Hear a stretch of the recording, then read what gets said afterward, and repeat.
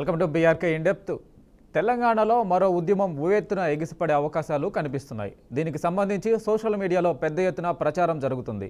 మార్వాడీల దుకాణాల్లో ఎవరు వస్తువులు కొనుగోలు చేయవద్దని, గో బ్యాక్ మార్వాడి అనే నినాదాలు పెద్ద ఎత్తున వినిపిస్తున్నాయి. ఇప్పటికే మార్వాడి వ్యాపారస్తులకు వ్యతిరేకంగా ఆమనగల్లు లోకల్ వ్యాపారులు బంద్ ప్రకటించారు. ఈ నెల 18వ తేదీన మార్వాడి వ్యాపారస్తులు గో బ్యాక్ అంటూ ఆమనగల్లు వ్యాపారస్తులందరూ స్వచ్ఛందంగా బంద్ ప్రకటించారు.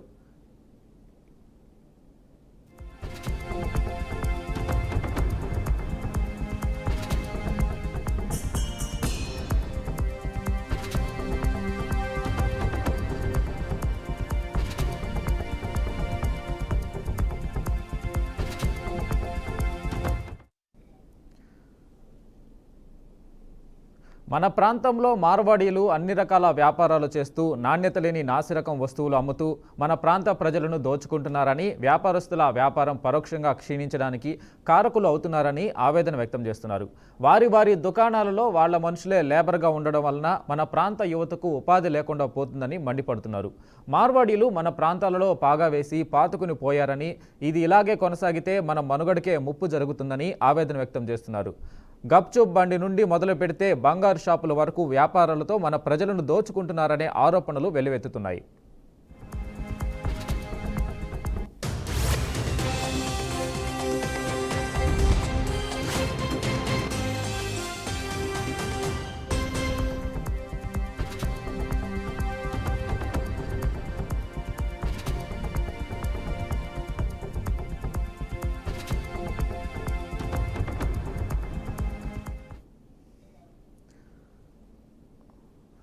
అయితే మార్వాడి వ్యతిరేక ఉద్యమాన్ని సమర్థిస్తున్నట్టు పలువురు మేధావులు చెబుతున్నారు.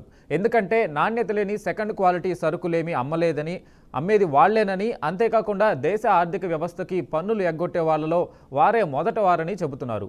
మార్వాడి గోబ్యాక్ ఉద్యమం పూర్తి స్థాయిలో జరిగితే సంపూర్ణ మద్దతు ఇస్తామని పలువురు రాజకీయ వ్యాపార వర్గాలు చెబుతున్నాయి. మార్వాడీలు వ్యాపార రంగంలో తెలంగాణ వారిని ఒక్కరిని కూడా పనిలో పెట్టుకోవడం లేదని, మొత్తం వారే నడిపిస్తే తెలంగాణలో ఏం చేయాలని పలువురు ప్రశ్నిస్తున్నారు. మార్వాడి వ్యాపారుల వల్ల తెలంగాణలో చిరు వ్యాపారులకు తీరని నష్టం జరుగుతుందని చెబుతున్నారు. అందుకే మార్వాడి గోబ్యాక్ అని మొత్తుకుంటే కొంతమంది అజ్ఞానులు కాంగ్రెస్, బీఆర్ఎస్, ఎంఐఎం కుట్ర అంటున్నారని పలువురు మండిపడుతున్నారు.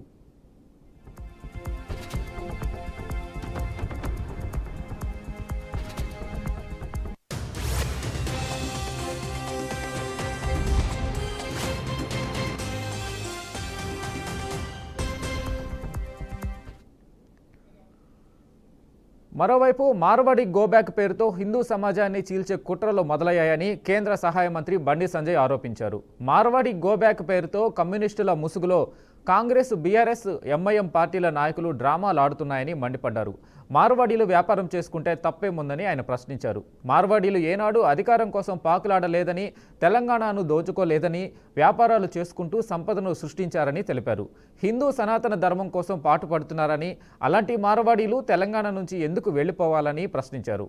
హిందూ కుల వృత్తులను దెబ్బతీసేలా మటన్ షాపులు, డ్రై క్లీనింగ్ షాపులను ఒక వర్గం వారే నిర్వహిస్తున్నారని మండిపడ్డారు. కాంగ్రెస్, బీఆర్ఎస్ పార్టీలు మార్వాడి గోబ్యాక్ ఉద్యమాలు చేస్తే బీజేపీ పక్షాన ఒక వర్గం నిర్వహించే మటన్ షాపులు, డ్రై క్లీనింగ్ షాపులకు వ్యతిరేకంగా హిందూ కుల వృత్తులను కాపాడుకునేందుకు పెద్ద ఎత్తున ఉద్యమిస్తామని హెచ్చరించారు.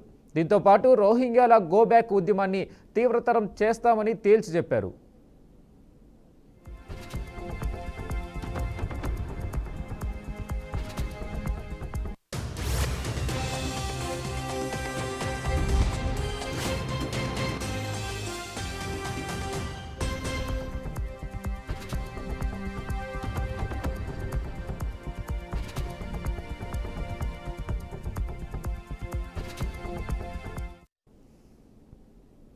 మార్వాడి గోబ్యాక్ ఉద్యమంపై గోషామహల్ ఎమ్మెల్యే రాజాసింగ్ స్పందించారు. మార్వాడీలను బద్నాం చేసే కుట్రలు జరుగుతున్నాయని అన్నారు. మార్వాడీలు మంచి వస్తువులనే అమ్ముతున్నారని, మంచి వ్యాపారం చేస్తున్నారని చెబుతున్నారు. మార్వాడీలు గుజరాత్ నుంచే కాక రాజస్థాన్, ఛత్తీస్గఢ్ నుండి కూడా వచ్చి వ్యాపారాలు చేసుకుంటున్నారని చెబుతున్నారు. తెలంగాణలో సామరస్యంగా ఉంటున్న మార్వాడీలపై కుట్రలు సముచితం కాదని ఆయన అభిప్రాయపడ్డారు.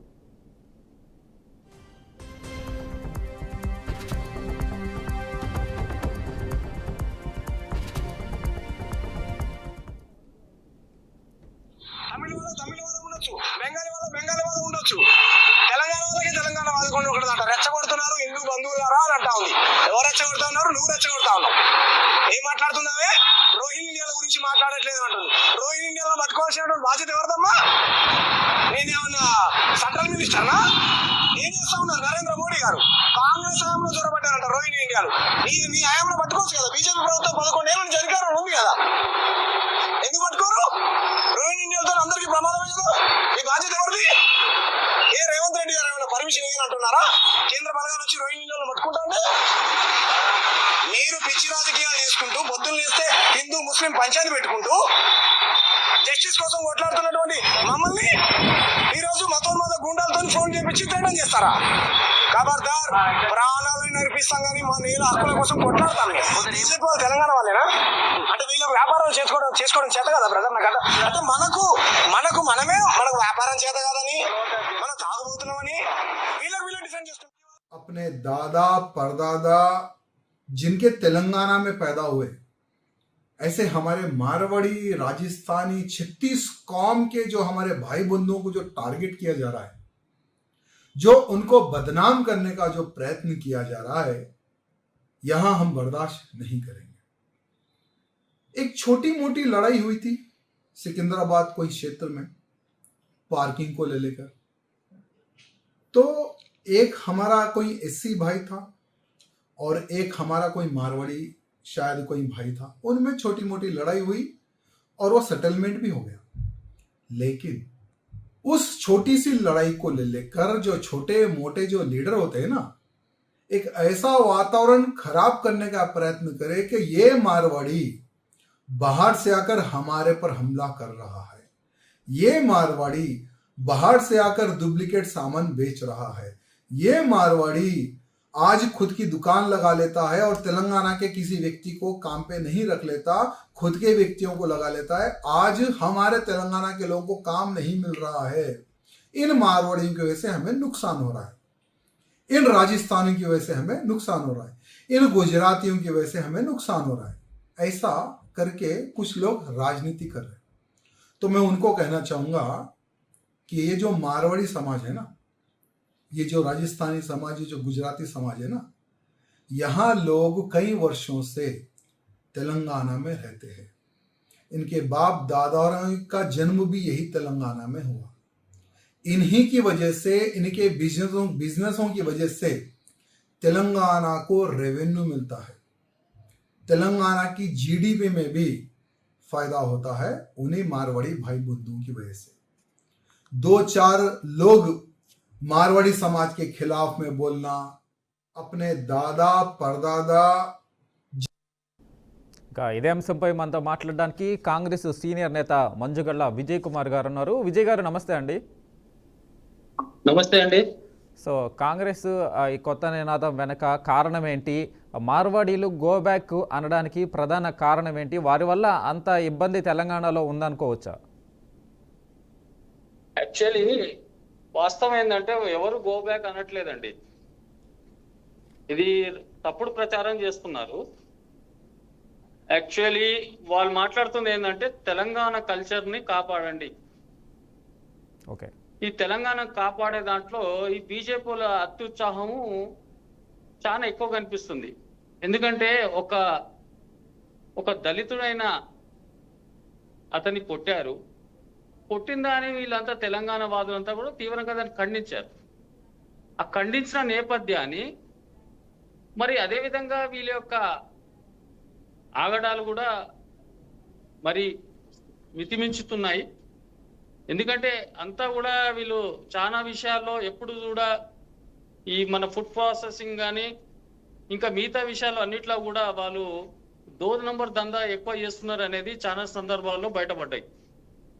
ఆ పడుతున్న క్రమంలోనే మరి ఇటువంటి ఒక నేపథ్యాన్ని మరి ప్రజలు వ్యతిరేకించాల్సిందిగా కదా, దాన్ని మాట్లాడకుండా బీజేపీ వాళ్ళు ఇలా మాధవిలత కానీ ఇంకా మిగతా వాళ్ళు ఎవరు మాట్లాడుతున్న బీజేపీ నాయకులు బండి సంజయ్ లాంటి వాళ్ళు ఇవాళ మా యొక్క హిందుత్వాన్ని మీద దెబ్బతీస్తున్న అనే విధంగా మాట్లాడుతూ ఉన్నారు.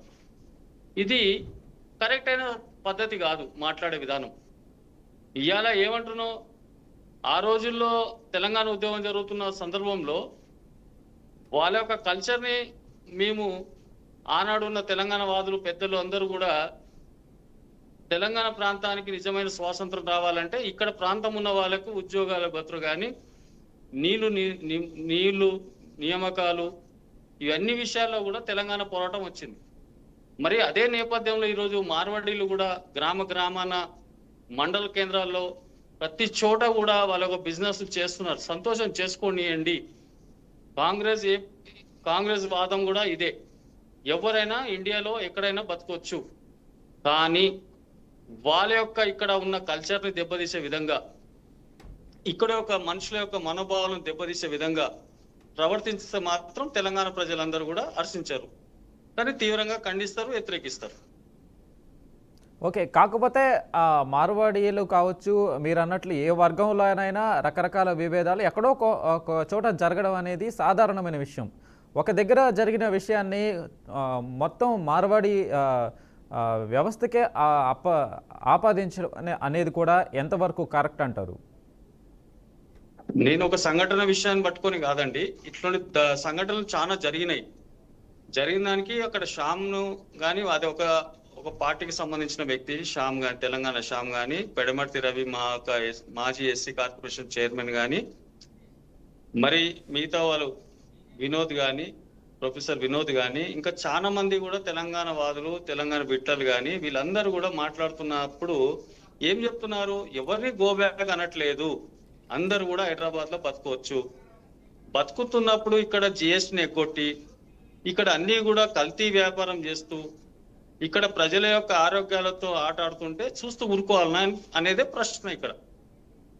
కాబట్టి కాంగ్రెస్ ఏ మాత్రం కూడా ఎవరు తప్పు చేసినా మేము అధికారంలో ఉన్నాం కాబట్టి తప్పు చేసిన వాళ్ళని శిక్షిస్తాం, కానీ అదే నేపథ్యంలో ఇక్కడ తెలంగాణ ప్రజల యొక్క సెంటిమెంట్ ను కూడా గౌరవించాల్సిన అవసరం ఉందని కాంగ్రెస్ పక్షాన నేను మాట్లాడుతా ఉన్నాను. కాబట్టి ఇక్కడ తెలంగాణ ప్రజల మీద దాడి జరిగినా కానీ, ఇక్కడ ఉన్న కల్చర్ని ధ్వంసం చేసినా కానీ, ఇక్కడ ఉన్న ఉద్యోగాలని ధ్వంసం చేస్తే చూస్తూ ఊరుకుంటే పరిస్థితిలో తెలంగాణ యువతరము లేదు. కాబట్టి దీన్ని గమనించాల్సిన అవసరము సమాజం అంతా కూడా ఉందని నేను మరొకసారి అప్పీల్ చేస్తా ఉన్నాను. సార్, ఇంకొక విషయము, వారి మోనోపోలీ కూడా మనం ప్రశ్నించాల్సిన అవసరం ఉంది. ఎందుకనంటే ముఖ్యంగా వారు బీజేపీ ప్రవేశపెట్టిన జిఎస్టీకి సంబంధించి జిఎస్టీ ట్యాక్స్ని ఎగవేస్తారు. బిల్లులకు సంబంధించి ఏదైతే రిసిప్ట్లు ఉన్నాయో రిసిప్ట్ ఇవ్వకుండా జస్ట్ పేపర్ మీద నార్మల్గా రాసి ఇవ్వడము, ఇలాంటివన్నీ నిబంధనలు కూడా ఉల్లంఘించడం అయితే చూస్తూ ఉన్నాము.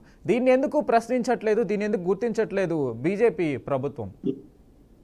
మీరు కరెక్ట్ గా చెప్పారు బ్రదర్. నేను అదే అంటున్నా, రాష్ట్ర ప్రభుత్వం కానీ కేంద్ర ప్రభుత్వానికి పన్ను ఎగ్గొట్టడంలో వీళ్ళు నంబర్ 1 స్థాయిలో ఉన్నారు. బ్యాంకులను టోపీలు పెట్టే దాంట్లో వీళ్ళు నంబర్ 1 స్థాయిలో ఉన్నారు. కాబట్టి వీళ్ళ యొక్క ఆగడాలు ప్రభుత్వానికి ఇటు లాభం లేదు వీళ్ళతోని, ఇక్కడ తెలంగాణ ప్రజలకు లాభం లేదు. మళ్ళీ కల్తీ వ్యాపారం, ప్రతిదీ కూడా ఏదైతే ఇండస్ట్రీ నుంచి ఏదైతే కొత్త ప్రోడక్ట్ వస్తుందో అది రెండో కాపీ 2 అయిపోతుంది వీళ్ళ దగ్గర. కాబట్టి దీని మీద కూడా మా ప్రభుత్వం నుంచి నేను ముఖ్యమంత్రి గారికి అప్పీల్ చేస్తా ఉన్నాను. దీని మీద విపరీతమైన ఫుడ్ ప్రాసెసింగ్ విషయంలో చాలా కల్తీ వ్యాపారం జరుగుతూ ఉంది. దీని మీద మెడికల్ హెల్త్ కూడా మంత్రివర్యులు దామోదర్ రాజనరసింహ ఫుడ్ ప్రాసెసింగ్ ఆయన మినిస్ట్రీ ఆయనలో ఉంది. కాబట్టి దీని మీద అత్యంతరంగా తొందరగా దాని మీద చర్యలు తీసుకోవాల్సిన అవసరం ఉంది. ఎందుకంటే ఇక్కడ ఒక ప్రజల యొక్క ఆరోగ్యం దెబ్బతింటా ఉంటే, రాష్ట్రం యొక్క ఖజానాను కొల్లగొడతా ఉంటే అది చూస్తూ ఊరుకోవడం కూడా మా యొక్క పార్టీకి మంచిది కాదు, మా యొక్క ప్రభుత్వానికి మంచిది కాదు. కాబట్టి దీని మీద ప్రజల యొక్క మనోభావాలను కూడా మనం అర్థం చేసుకొని మనం ముందుకెళ్తున్నాము. మా ముఖ్యమంత్రి గారు కూడా ఆలోచనతోనే ఉన్నారు. కానీ కేవలం ఈ బీజేపీ వాళ్ళు మాత్రం దీన్ని రాజకీయం చేస్తా ఉన్నారు. ఈ బీజేపీ మత రాజకీయం, మత పిచ్చి వాళ్ళకు పట్టి ఉన్నది. ఆ మత పిచ్చి నుంచి వాళ్ళు బయటకు వచ్చి తెలంగాణ ప్రజల యొక్క మనోభావాలను అర్థం చేసుకోవాలని కోరుతా ఉన్నాం. అయితే మీరు ముఖ్యంగా కాంగ్రెస్ ప్రభుత్వంకి సంబంధించి వారి ఏదైతే శతాబ్దాలుగా నిజాం పరిపాలనకు ముందు నుంచి వారు పాతుకుపోయిన పరిస్థితి ఉంది మహానగరంలో.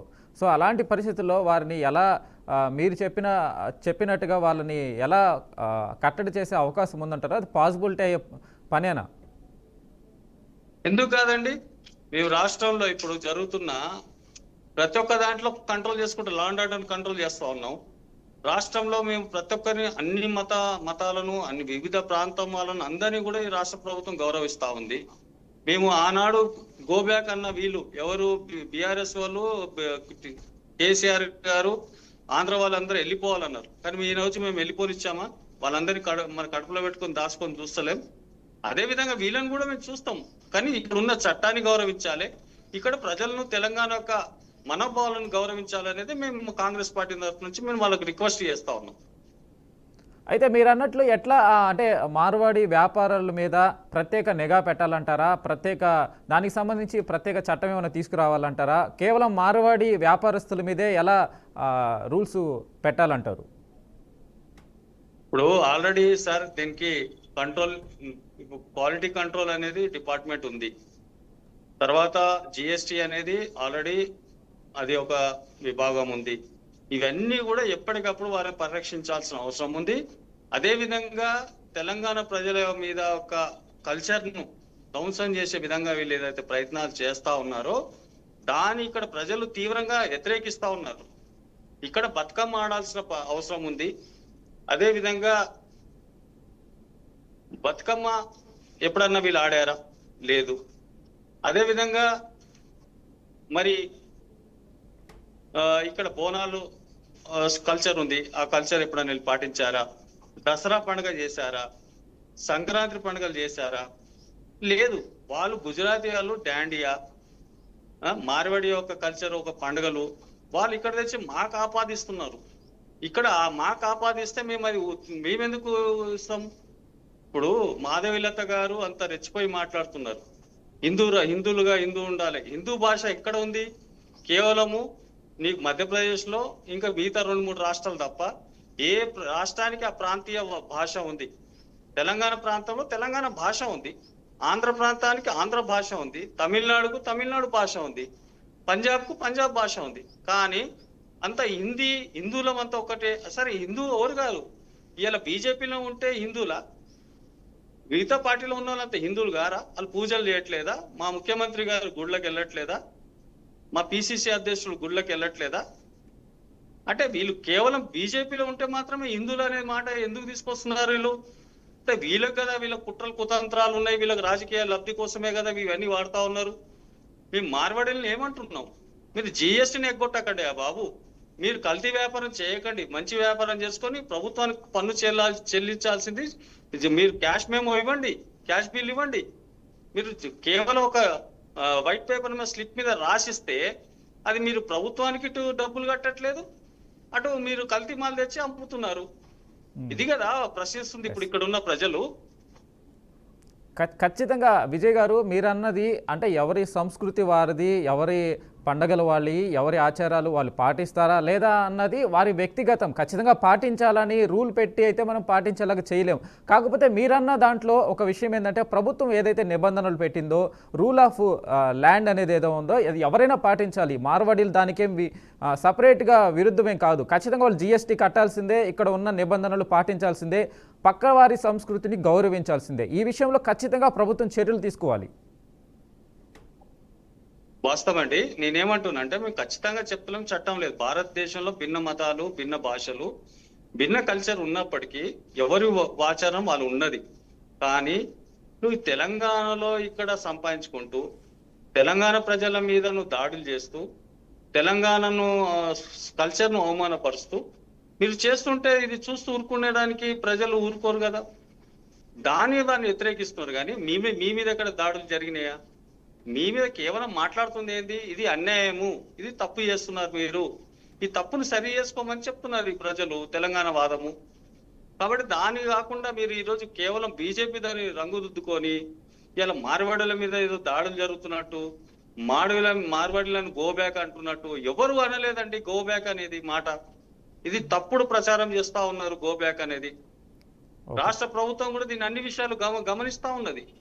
కాబట్టి ఇటువంటి పరిస్థితిని దయచేసి అనవసరంగా దీన్ని రాజకీయం చేస్తూ శాంతి భద్రతలకు విఘాతం కల్పించే విధంగా బీజేపీ ప్రవర్తిస్తా ఉంది. కాబట్టి దీన్ని కట్టడి చేయాల్సిన బాధ్యత కూడా మా ముఖ్యమంత్రి గారి పైన ఉంది. తప్పకుండా ఈ రాష్ట్ర ప్రభుత్వం ఈ చర్యలని తీసుకుంటుందని తెలియజేస్తాం. సార్, ఎక్కడైనా ప్రభుత్వంకి సంబంధించి నిబంధనలు పాటించాలి, వ్యాపారానికి సంబంధించి పారదర్శకత ఉండాలి, వారు ఖచ్చితంగా ట్యాక్సులు కట్టాలి, పక్కన వ్యాపారస్తులకి ఇబ్బంది కలగకుండా వారి వ్యాపారం చేసుకోవాలి. కానీ దీనికి కూడా మతాన్ని ముడిపెట్టడం అంటే ఇది ఎక్స్ట్రీమ్ లెవెల్కి తీసుకెళ్తున్నట్టుగా కనిపిస్తూ ఉంది. బీజేపీ పార్టీ కేవలం వారి వ్యాపారం మీద దృష్టి పెట్టాలి, వారి మతాన్ని దీంట్లో ఎందుకు తీసుకురావాల్సిన అవసరం ఉందో అర్థం కావట్లేదు. మరి ఇప్పుడు మార్వాడీలు అంటే గుజరాతీలు అంటే రాజస్థానీలు, మార్వాడీసు. ఈ యొక్క నేపథ్యాన్ని వాళ్ళు ఏదో ఈ రాష్ట్రాన్ని మొత్తం ఉన్న భారతదేశాన్ని కల్చర్ మార్చేసి, ఏ రాష్ట్రంలో ఉన్న కల్చర్ అంతా మార్చేసి హిందూ రాష్ట్రంగా మార్చాలని మంచి చేయాలని ప్రయత్నం చేస్తారు. కానీ భారత రాజ్యాంగం బాబాసాహెబ్ అంబేద్కర్ గారు ఎవరు మతాన్ని వాళ్ళు గౌరవించుకునే విధంగా స్వేచ్ఛ కల్పించారు. ఏ రాష్ట్రానికి ఉన్న కల్చర్ ఆ కల్చర్ని వాళ్ళు యూటిలైజ్ చేసుకోవచ్చు. ఇది రాజ్యాంగం చెప్తున్న మాట. నువ్వు దాన్ని ఎక్స్ట్రాగా పోయి నువ్వు రాజ్యాంగాన్ని మార్చేసి ప్రజల యొక్క మనోభావాలను దెబ్బతీసే విధంగా బీజేపీ యొక్క ప్రవర్తన ఏదైతే ఉందో అది మేము తీవ్రంగా ఖండిస్తున్నాం. ప్రజాస్వామికవాదులు, తెలంగాణ వాదులు, ఈ రాష్ట్రంలో ఉన్న ప్రతి ఒక్కరు కూడా దీని విషయం మీద క్లారిటీగా మాట్లాడాల్సిన అవసరం ఉంది. మేధావులు మౌనంగా ఉండొద్దు. మేధావులందరూ కూడా వచ్చి ముందుకు వచ్చి మాట్లాడాలి. ఎందుకంటే ఇక్కడ ఉన్న ఉద్యోగాలు కోల్పోతా ఉన్నారు తెలంగాణ ప్రజలు, ఇక్కడ అవకాశాలు కోల్పోతా ఉన్నారు. మీ బిజినెస్ లో ఎక్కడైనా కానీ 90%, 90% ఇక్కడ తెలంగాణ వాళ్ళకు ఉద్యోగాలు ఇచ్చి 10% మాత్రం మీరు ఇతర ప్రాంతం వాళ్ళకు ఉద్యోగాలు ఇవ్వండి. తెలంగాణ వాళ్ళు సోమరిపోతులు, తెలంగాణ వాళ్ళు పనిచేయరని ఒక ప్రచారం పెద్ద ఎత్తున తీసుకొచ్చి తెలంగాణ యొక్క ఎంప్లాయ్మెంట్ ను, తెలంగాణ యొక్క అస్తిత్వాన్ని, తెలంగాణ యొక్క ఆర్థిక వ్యవస్థను మొత్తం కూడా దెబ్బతీసే విధంగా ఇలా బీజేపీ యొక్క కుట్రలు కుతంత్రాలు బయటపడతా ఉన్నాయి. కాబట్టి దీని యొక్క ప్రజలు కూడా అందరూ కూడా దీన్ని గమనించాల్సిన అవసరం ఉందని కూడా నేను ఒక కాంగ్రెస్ సీనియర్ లీడర్ గా ప్రజలందరినీ అపీల్ చేస్తా ఉన్నాను. తెలంగాణ ఉన్న మారుమూల గ్రామం నుంచి పట్టణం వరకు ఉన్న ప్రతి బస్తీ వాసులందరూ కూడా ఈ యొక్క బీజేపీ యొక్క కుట్ర కుతంత్రాలు ప్రతి ఒక్కరు కూడా గమనించాల్సిందిగా నేను విజ్ఞప్తి చేస్తా ఉన్నాను. సార్, మీరు అన్న దాంట్లో ఖచ్చితంగా వారు జిఎస్టీ కట్టాలి, ఖచ్చితంగా వ్యాపారంలో రూల్స్ పాటించాలి. కానీ వారికి ఇష్టమైన వ్యక్తుల్ని పనిలో పెట్టుకోవడం అనేది వారికి కంఫర్ట్ లెవెల్ని బట్టి ఉంటుంది. ఖచ్చితంగా ఇక్కడ ఉన్న వారిని పనిలో పెట్టుకోవాలి అనడం అది సాధ్యపడే విషయమేనా? ఎందుకంటే చట్టాలు ఉన్నాయండి, మన దగ్గర చట్టాలు ఉన్నాయి. మనకి ఇక్కడ వాళ్ళకి ఎంప్లాయ్మెంట్ లేకుండా మీరు వచ్చి బయట ఇక్కడ నుంచి మా ఫెసిలిటీస్ ప్రభుత్వం ఇచ్చే అన్ని వెసులుబాట్లని మీరు తీసుకొని తెలంగాణ ప్రజలకు ఎంప్లాయ్మెంట్ ఇవ్వకపోవడం అనేది అది తప్పు కదా. అది తెలంగాణ ప్రజలు ఎక్కడ బతకాలా? తెలంగాణ ప్రజలు ఈ భూమితో ప్రేమిస్తారు, ఇక్కడ వాటర్తో ప్రేమిస్తారు, ఇక్కడ ప్రజలతో ప్రేమిస్తారు. ఇక్కడ అంతా సోర్స్ అంతా కూడా మీరు కొట్టుకొని పోతుంటే, ఆర్థిక వ్యవస్థను అంతా కూడా కుబేలు చేస్తుంటే మరి ఇక తెలంగాణ ప్రజలు ప్రశ్నించారండి?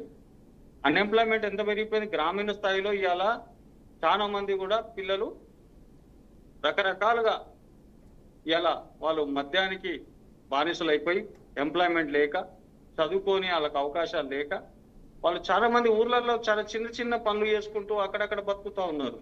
కానీ ఇక్కడ ప్రభుత్వం కూడా ఇప్పుడు మా ముఖ్యమంత్రి గారు కూడా ఈ సంక్షేమ పథకాలన్నీ కూడా ప్రజలకు తీసుకెళ్లి ప్రజలను చైతన్యం చేస్తూ వాళ్ళకు ఇప్పుడు 4 లక్షల లోన్ ఏదైతే ఇవ్వాలనుకుంటున్నామో 4 లక్షల నుంచి 1 లక్ష రూపాయలు, 2 లక్షలు, 3 లక్షలు, 4 లక్షల రూపాయలు ఇక సెల్ఫ్ ఎంప్లాయ్మెంట్ ఏదైతే ఇవ్వాలనుకుంటున్నామో అవన్నిటిని కూడా ప్రజలు కూడా దాన్ని యూటిలైజ్ చేసుకొని ఇక్కడ వీళ్ళకు పోటీగా మీరు కూడా ఎదగాలి, మీరు కూడా బిజినెస్ లో రాణించాలి, మీరు కూడా అన్ని అవకాశాలు పొందాలని కూడా నేను అపీల్ చేస్తా ఉన్నాను ప్రజలతో. Okay, right. Thank you Vijay గారు, మీ అభిప్రాయం తెలియజేసినందుకు థ్యాంక్ యూ అండి. రైట్.